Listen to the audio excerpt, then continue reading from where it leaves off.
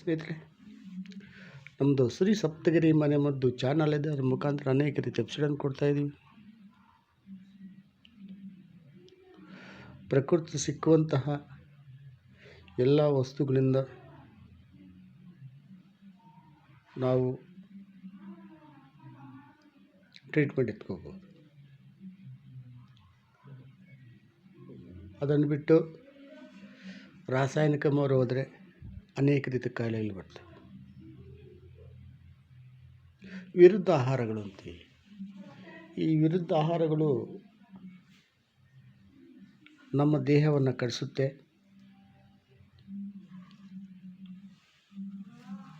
ದೇಹದಲ್ಲಿ ಅನೇಕ ರೀತಿಯ ಕಾಯಿಲೆಗಳನ್ನು ಅಡಕವಾಗಿಟ್ಕೊಳ್ತದೆ. ಅದರಲ್ಲಿ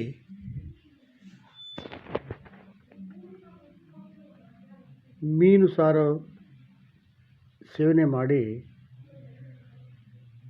ಬೆಂಡೆಕಾಯಿ ಸಹ ಸೇವಿಸಬಾರದು.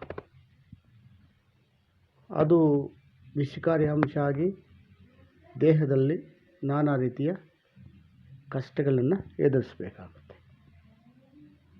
ಆ ಎರಡು ಕಾಂಬಿನೇಷನಲ್ಲಿ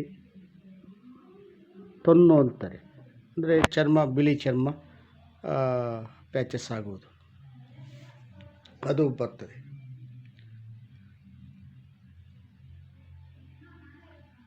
ಅನೇಕ ಈ ಆಪೋಸಿಟ್ ಅಂದರೆ ವಿರುದ್ಧ ಆಹಾರವನ್ನು ಸೇವನೆ ಮಾಡೋದ್ರಿಂದ ನಮಗೆ ನಾನಾ ರೀತಿಯ ತೊಂದರೆಗಳು ಬರ್ತವೆ.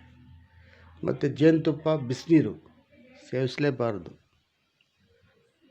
ಮತ್ತು ಯಾವ ಆಯುರ್ವೇದ ಆಗಲಿ ಯಾವುದೇ ಆಗಲಿ ಈರುಳ್ಳಿ ಹಾಲು ಹೇಳುವುದೂ ಇಲ್ಲ. ಕಾರಣ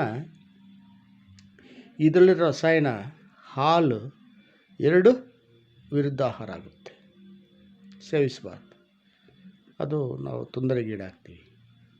ಅದೇ ಬೆಳ್ಳುಳ್ಳಿ ಹಾಲಿದೆ, ಅದು ಅನೇಕ ಕಾಯಿಲೆಗಳು, ಆಸ್ಮಾಗಂತೆ, ಅಲರ್ಜಿಗಂತೆ, ಮತ್ತು ರೋಗ ನಿರೋಧಕ ಜಾಸ್ತಿ ಮಾಡ್ಕೊಳ್ಳೋಕ್ಕೆ ಇತ್ಯಾದಿಗಳಲ್ಲಿ ಬೆಳ್ಳುಳ್ಳಿ ಹಾಲನ್ನು ನಾವೆಲ್ಲ ಹಿರಿಯರು ಮತ್ತು ವಿಜ್ಞಾನಿಗಳು ರೆಕಮೆಂಡ್ ಮಾಡ್ತಾರೆ.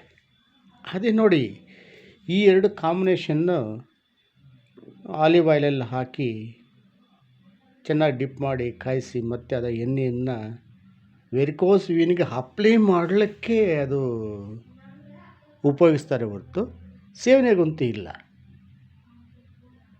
ಈ ಥರ ವಿರುದ್ಧ ಆಹಾರಗಳಿಂದ ನಮಗೆಷ್ಟೋ ತೊಂದರೆಗಳಿದೆ. ಅದನ್ನು ತಿಳ್ಕೊಂಡು ವಿರುದ್ಧ ಆಹಾರಗಳನ್ನು ಸೇವನೆ ಮಾಡಬಾರದು. ನಮಸ್ಕಾರ. ಇದನ್ನು ನೋಡಿ ಲೈಕ್ ಮಾಡಿ, ಶೇರ್ ಮಾಡಿ, ಸಬ್ಸ್ಕ್ರೈಬ್ ಮಾಡಿ, ಎಲ್ರಿಗೂ ಮುಟ್ಲಿ, ಎಲ್ಲರೂ ನೋಡಲಿ. ಪ್ರತಿಯೊಬ್ಬರು ಅವ್ರ ಮನೆಗೆ ಅವರೇ ವೈದ್ಯ. ನಮಸ್ಕಾರ ಸ್ನೇಹಿತರೆ.